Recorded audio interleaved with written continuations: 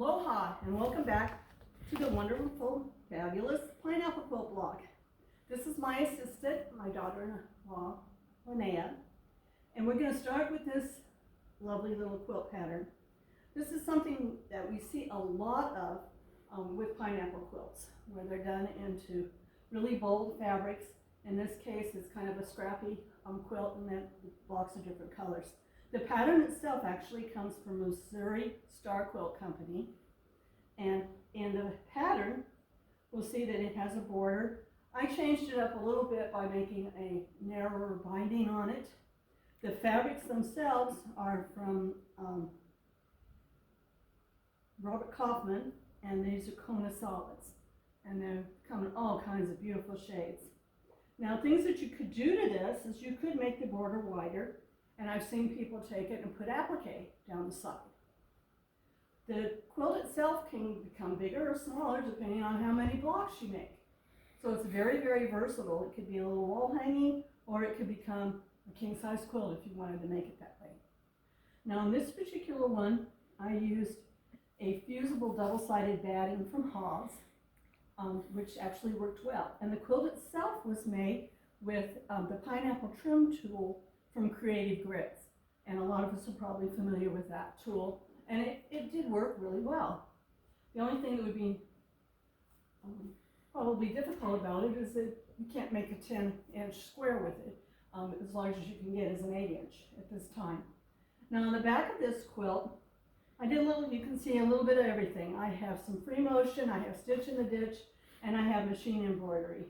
Now, some of my designs I pulled in from the software that goes with my Bernina 790, and then some of these other feather designs that you see, not all of them, but most of them, are from Sharon Chambers, and we all know her as, you know, a wonderful master quilter who's had all kinds of awards for her quilts, and she's famous for her machine embroidery. So once we've made this little quilt, we can go on, because the pineapple quilt can be so versatile and can look so different from quilt to quilt just by the fabric or the size of our blocks. This little one actually began life, here we are, as a kit from Shabby Fabrics. And, you know, I sort of like a fine bottle of wine, I opened it up. After sitting around for 2 years and collecting some other fabrics, the fabrics are actually calf facet, and so I took those. Now this was supposed to have been using the pineapple trim quilt tool. However, I decided that I was going to use the pineapple block that I have with AccuQuilt. So I have a Go Big, and I created all these pieces and we cut them out and pieced it together like you normally would a quilt. And then when I went to finish it, I used some very modern like designs in it. Some were in my machine, and then there were others that I purchased from OESD. And on the back, when we look at our quilt, you can see that it looks like this. And one of the things I really, really liked about the fabric was that, you know, you can't even see the seam in it. It's just a beautiful fabric and came out really, really well. And we see a little bit of quilting that kind of comes through on to the back. And this quilt, I actually made it as a companion to go with the king-size quilt that's going to go on my bed. I used what's probably one of my favorite fabrics.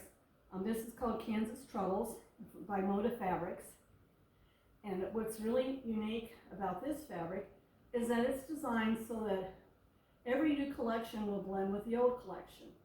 What that means is you have a piece of fabric that's 5 years old and you had a few little pieces of it, you can take it, put it in with the new collection, and it'll meld in and look like it belonged there. This one is actually made from 3 different collections.